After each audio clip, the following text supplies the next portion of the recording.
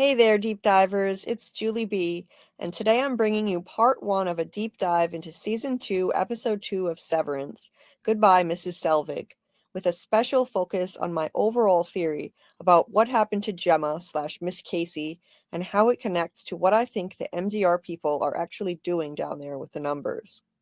This is not a recap. I'll do a brief overview of what happened, but I'm going to give you my ideas and theories, and especially focusing on Mark, Gemma, and Miss Casey in this video. After a premiere episode that picked up where season 1 left off, but only focused on the innies experience, we got the flip side here with the outies experience.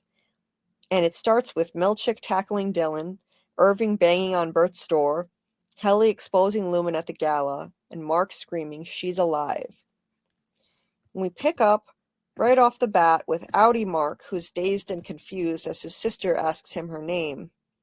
Presumably, Devon never got around to telling Innie Mark her name, so this was her way of checking to find out which version of Mark he is now. He looks down and finds himself holding the picture of him and Gemma, having just been awoken from his Innie state. After their guests leave, Mark, Devon, and Rickon debate the meaning of what he had said, referring to the baby Eleanor, who they had believed to be kidnapped by Cobel a short time before. This is what Rickon and Mark think, but Devon is skeptical. She has the nagging instinct that Innie Mark was referring to Gemma somehow, which seems to be pretty obvious considering he was holding the picture of himself and Gemma. But this upsets Mark and puts him on the defensive. Then Milchick visits Devon's house to investigate what had happened with Mark's Innie, but Mark and Devon refuse to give him any information. With clear distrust of Milchick and Lumon in general, Devon covers the picture of Mark and Gemma with a hand towel. Now, I've heard the theory that Devon is a mole based on season 1, but I've never believed that. She was clearly confused and weirded out by the state senator's wife, who got severed in season 1. Her reaction to that situation seemed genuine to me, and this season it's even more obvious to me that she's not a mole for Lumon, in my opinion.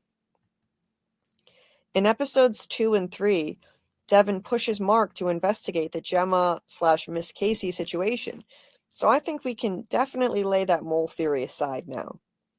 Also, in this episode 2 scene, she confronts Milchick because she feels angry and violated after finding out that Mrs. Selvig was Mark's boss in disguise as her lactation consultant.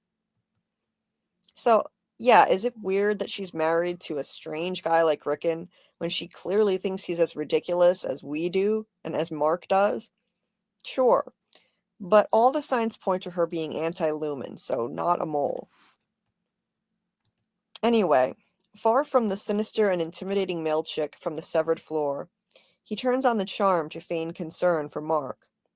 Further, he uses Cobel as a convenient scapegoat and claims that Innie Mark's distress was caused by her, promising she'll never descend to the severed floor again or bother him on the outside. He praises Innie Mark as brave and says the sinister and manipulative phrase, "I'd hate to reward his bravery with non-existence." Knowing that Mark is hesitant to return to his job now, he's reminding him that this would be the equivalent of killing Innie Mark. Later, Mark and Devon meet at a diner, and she tries to gently suggest that they look into this further, just to be sure of what he had meant by "she's alive." Understandably, Mark doesn't want to reopen that wound, becoming defensive again and reminding Devon that he identified Gemma's body, and he thinks it's obscene to be questioning this now. He gets angry at her statement that Gemma's death affected her too, saying, "If Rickon died and his body burned, I'd be sad, but I wouldn't be affected." So he is alluding to the fact that apparently Gemma's body was burned in her supposedly fatal car accident, thus opening up the strong possibility to us as viewers that she really could be alive. Not resurrected from the dead by Lumon somehow, not a clone or a robot, but Gemma in the flesh, just altered by a possible brain injury and their experimentation.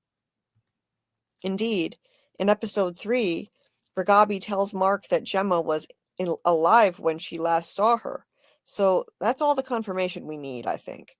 Gemma is most likely still alive, unless they cloned her down there and the original one died, but I doubt it. But backing up a bit, in episode 2, Milchick visits Mark again to entice him to come back to work, bearing a pineapple and more emotional manipulation. He offers him a 20% raise, reminds him that he got severed because his grief was choking him, and promises him that the solace that his innie found at Lumon will make its way to him in time, pleading with him to give it that time.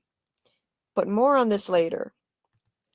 Ultimately, Milchick succeeds in convincing Mark to return to work, but without his original team there at first. As we saw in episode 1, he refused to comply with orders or do his work, creating a diversion so he could run to the office and plead with the board via the speaker to send back his team. Later in episode 2, Milchick plays the recording of Mark talking to the board for Helena and Drummond, who declare that the board will give Mark what he wants, including Heli R, because as Drummond says, it's the only way he'll finish. But what does all of this mean? What does he need to finish, and why does it have to be him? Well, the answer is the Cold Harbor file. And let's get into that now. At the end of the Season 2 premiere episode, we got a huge reveal indicating what the data refiners could actually be doing with the numbers. As Mark works on a file labeled Cold Harbor, for a split second an image flashes on the screen that is probably just for us to see as viewers, not something Mark was actually seeing. It shows Ms. Casey, and in the top left corner, it's labeled Cold Harbor as well. There appear to be vital signs there, such as heart rate, and possibly an image of cells, the 4 circles that can be seen in a square there.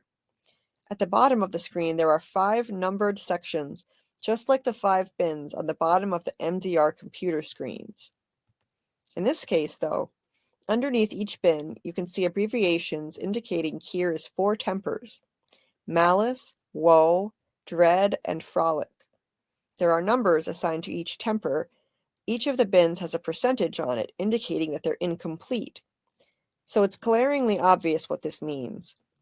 As the MDR employees refine data, they are actually configuring chips in the heads of people on the testing floor like Ms. Casey. They select numbers based on how those numbers make them feel, then sort them into these bins. It's as if they're compartmentalizing emotions, just as humans do in our minds. When they reach 100% of their quota on a file, they are richly rewarded because this must mean they've successfully configured the chip in one of the test subjects, which would be a huge achievement and important to the company.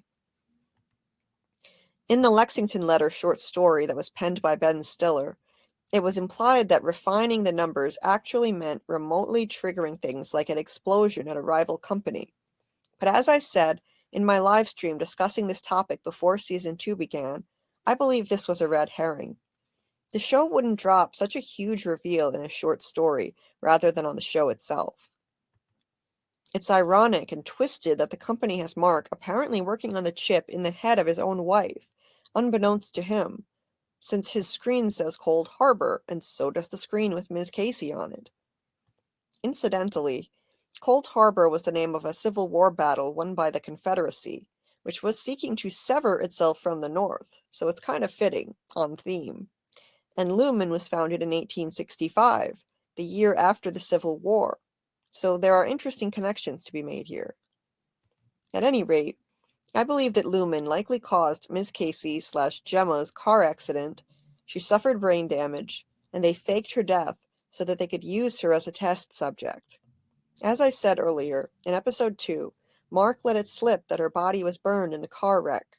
Thus, even though Mark identified her body, he could have been mistaken. This is a classic trope in TV and film: mistaken identification of bodies that have been burned. The Lexington Letter heavily implied that Lumon caused the car accident of an employee who was trying to flee.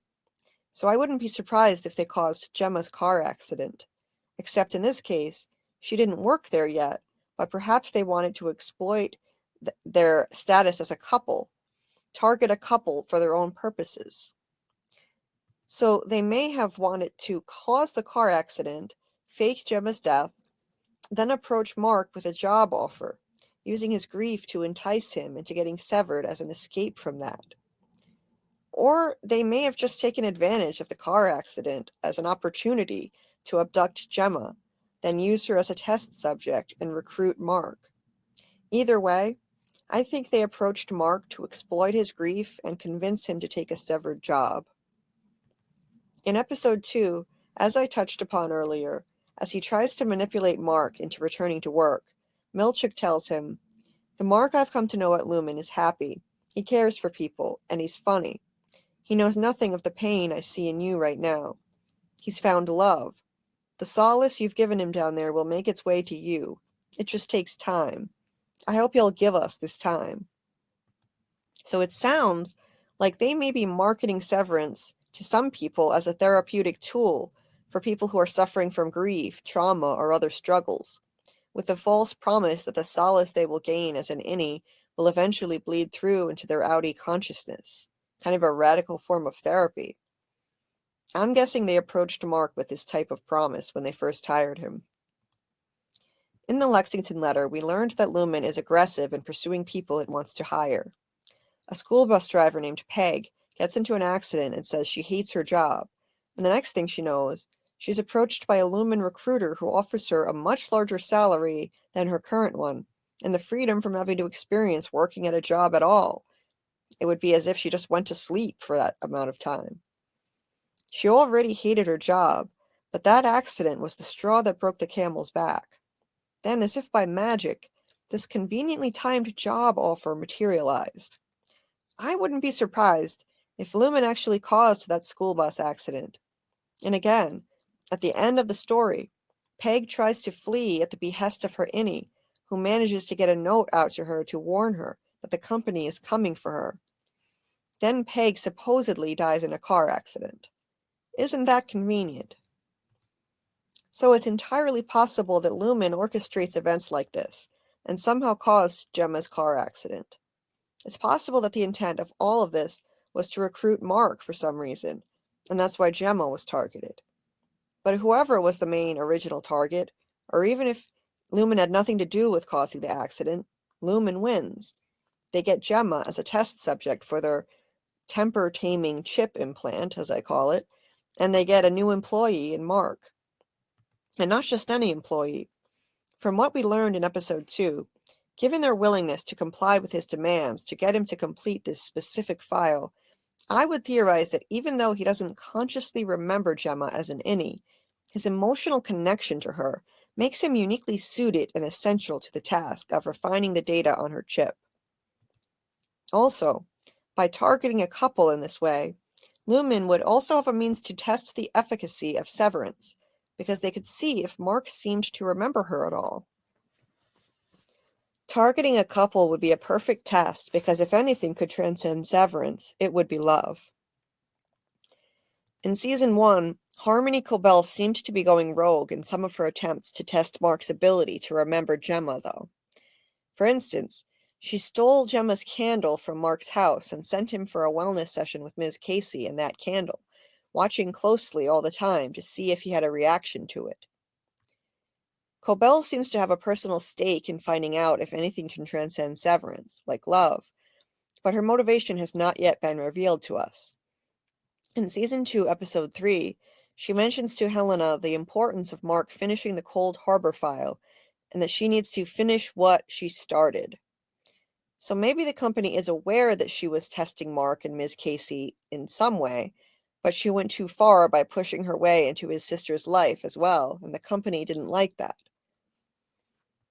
Anyway, based on Mark's statements in Episode 2, there's one thing I'm convinced of. Whether or not Lumon caused Gemma's accident, and whatever their goals are, they faked her death. Lumon is powerful. This town of Kier is named after its founder, and it shouldn't be that hard for them to switch Gemma's body with another burned body beyond clear recognition. In the Season 1 finale, Devon told Annie Mark that she didn't feel safe going to the police, implying that Lumon loyalists are planted there. But what is the point of all this? What could Lumon be trying to achieve? As Milchick leaves on his motorcycle in Season 2, Episode 2, we get a close-up of his license plate, which displays a likeness of Kier and the Latin phrase Remedium Hominibus, which means a cure for mankind. Mark's car was shown to have the same image and phrase on his license plate in Season 1 as well. This is a strong hint about what Lumon could be trying to achieve in attempting to make Kier's vision into a reality. Kier preached about taming what he called the four tempers: malice, woe, dread, and frolic.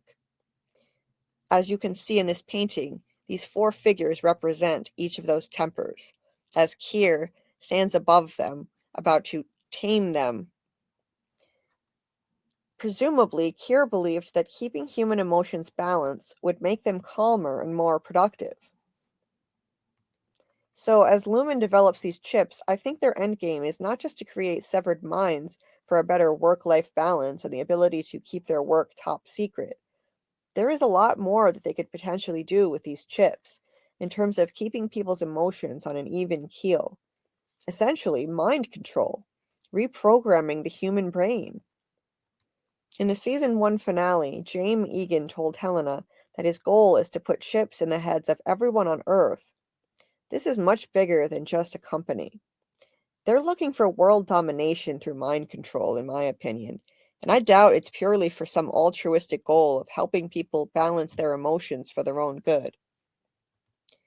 The series Fringe explored a similar concept with the Observers, a future version of mankind who had been genetically engineered to remove human emotions entirely, leaving them with nothing but cold logic, and thus enabling their minds to become capable of more than ever before. Future scientists had determined that human emotions were at the root of all of mankind's problems, and this was their way of solving that. The goal of Lumon could be similar to this, based on this Latin slogan. But instead of eliminating emotions entirely, their goal is likely to keep them even keel at all times. Ms. Casey is a great example of this. She had a flat affect at all times, even when she said she felt things.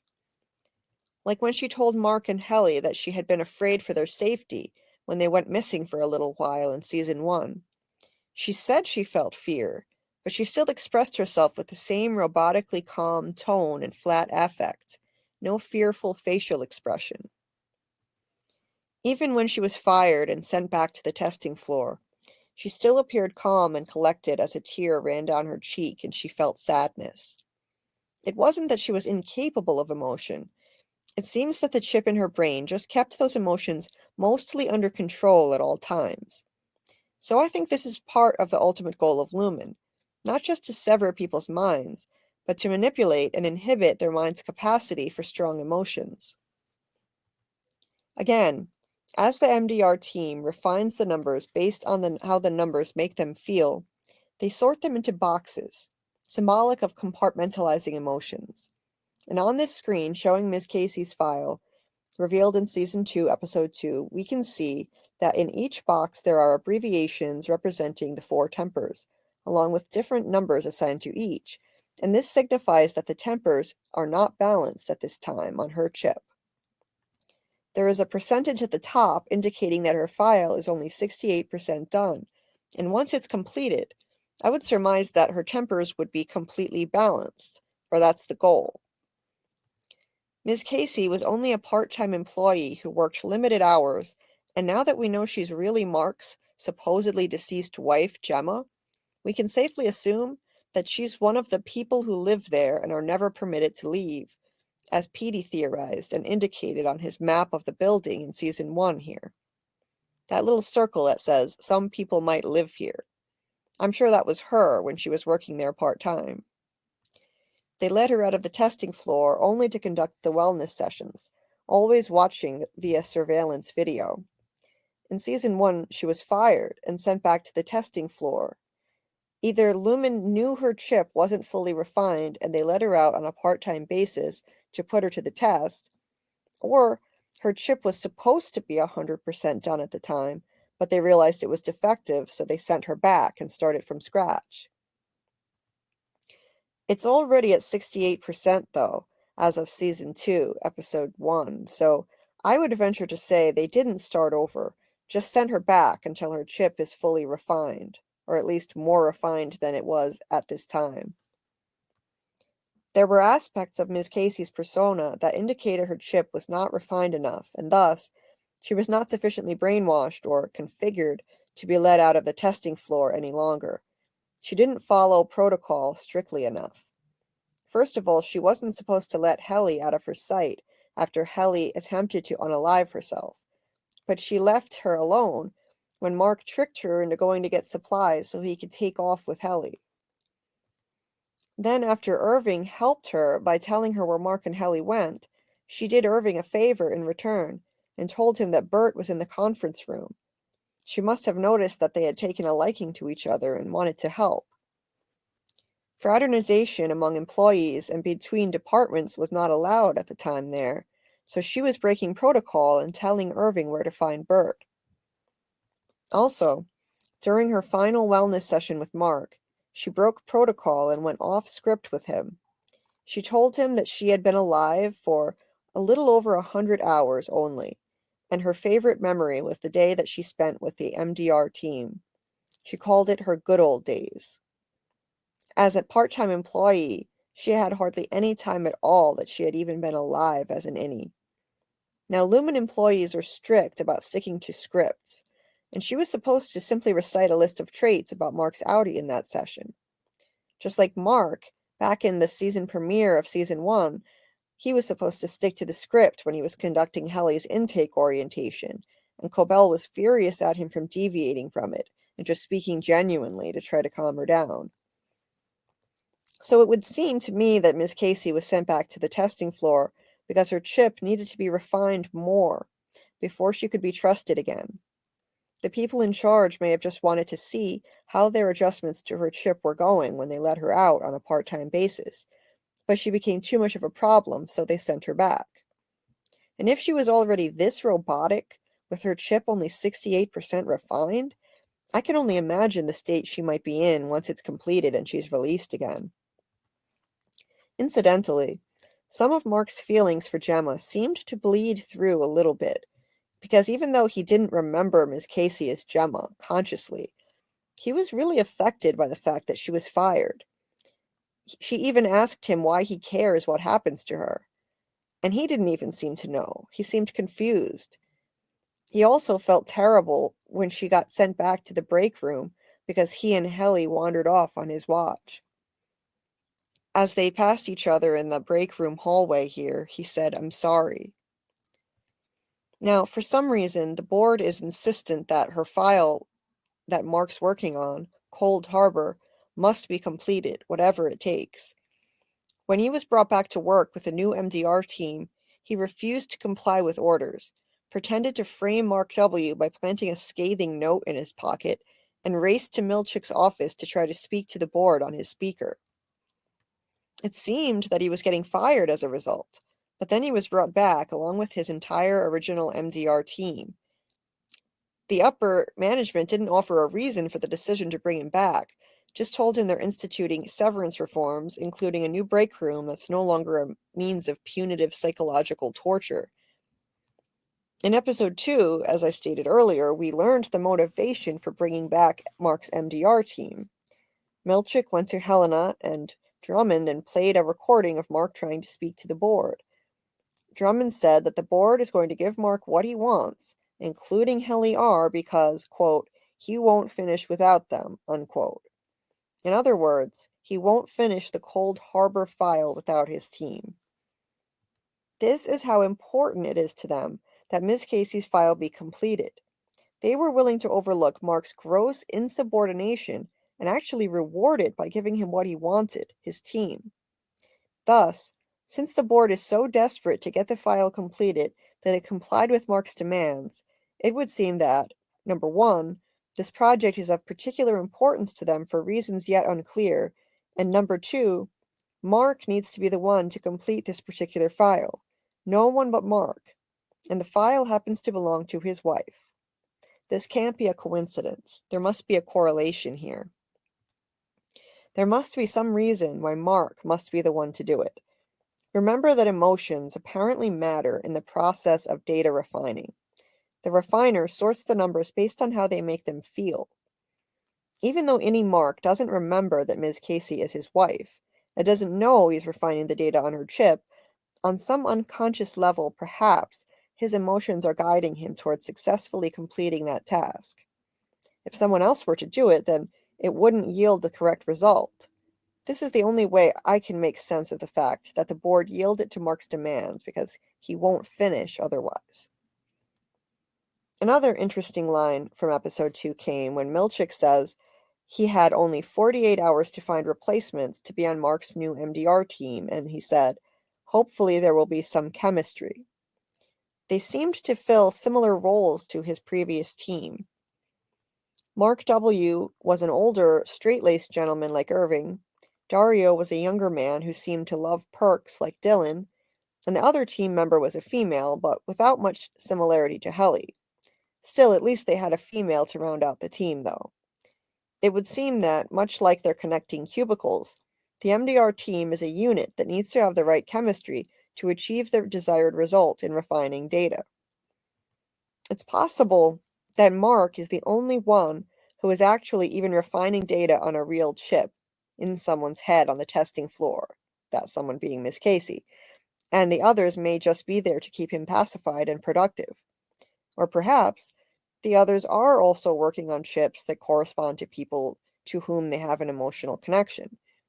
But I doubt it, because the board fired the 3 of them without hesitation and replaced them with a floater and 2 people who'd been laid off from a closed Lumon branch. People who Milchick scrambled to put together in just a couple of days. And while they immediately fired Dylan and Irving and made Helly stop working there without hesitation after their Macrodat rebellion, not only did they keep Mark employed there, they sent Milchick to urge Mark to stay with the company and offer him a 20% raise. Why reward him for his attempted coup and fire the others, then reward him again by bringing his team back after he committed yet another act of insubordination? Why did the board say they'll give him what he wants because he won't finish without them?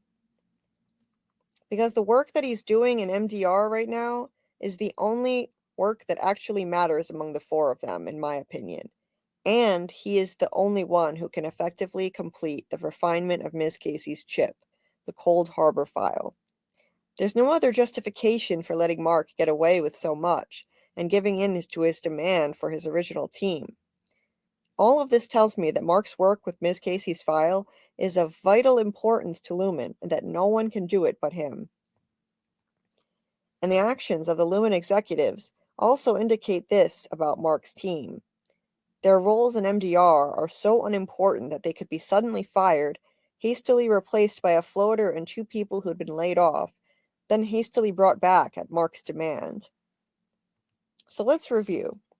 Looking at all the evidence we've seen so far, I can only theorize that Gemma did not really die, that Lumon in fact faked her death, replacing her body with some other burned body.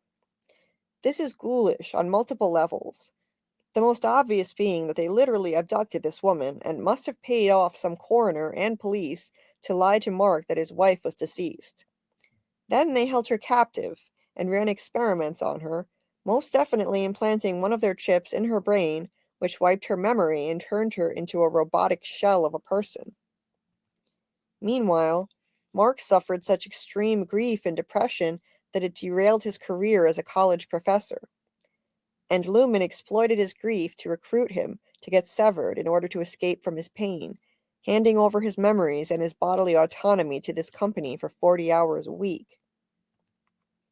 And then there's the horrifying fact that Cobel literally sent an unwitting Mark to have wellness sessions with his own wife in Season 1, using him like a guinea pig to see if he might remember her, even stealing her candle from his house to see if that might jog his memory. And now, the latest abuse that we're seeing is the fact that Mark has actually been working on his own wife's chip, which certainly means that, unbeknownst to him, he's refining the data on that chip in his own wife's head as she's being held captive beneath his very feet in that very building.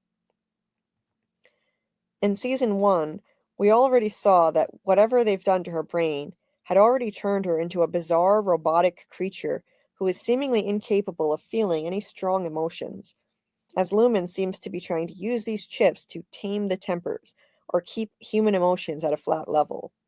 Who knows how much damage this could be causing to Gemma's brain that could even be irreversible. And in episode 2, they just manipulated her own husband to come back to work and finish the job, in blissful ignorance of what he's actually doing. I can only surmise that Lumon's endgame is to ultimately spread these chips to everyone worldwide and thereby create a global population of brainwashed, Kier-worshipping, emotionally stunted zombies who will acquiesce to the Lumon ambition for world domination, creating a kind of dystopian society.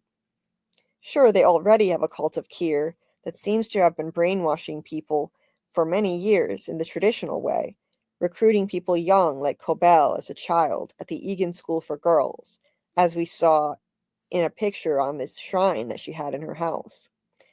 And now they're probably doing the same with Ms. Wong, fostering a following of true believers that way. But eventually, I think their goal is most likely to brainwash people in a much more efficient, technologically advanced manner, through their chips implanted in the brain. So that's my theory on what Lumon did to Gemma, what Mark's role is in the process, and how it all factors into the company's mission and endgame. Episodes 1 and 2 made all of this quite clear to me, and episode 3 as well. Now I want to know what you think. What's your theory on how Lumon took possession of Gemma and why? What's your take on the MDR team and the work they're doing with the numbers? What's Mark's role in all of this, and why did Lumon go to such lengths to give him what he wanted, despite his acts of rebellion? Let me know what you think down in the comments, and if you enjoyed this video, please leave a like and subscribe, and join me for my weekly lives every Monday night at 10 p.m. Eastern breaking down the new episodes of Severance, and my watch parties in my Discord when the episodes drop at 9 p.m. Eastern on Thursday nights. You can find the link to my Discord in the description of this video. And until next time, keep on deep diving, and let's see what we can uncover together.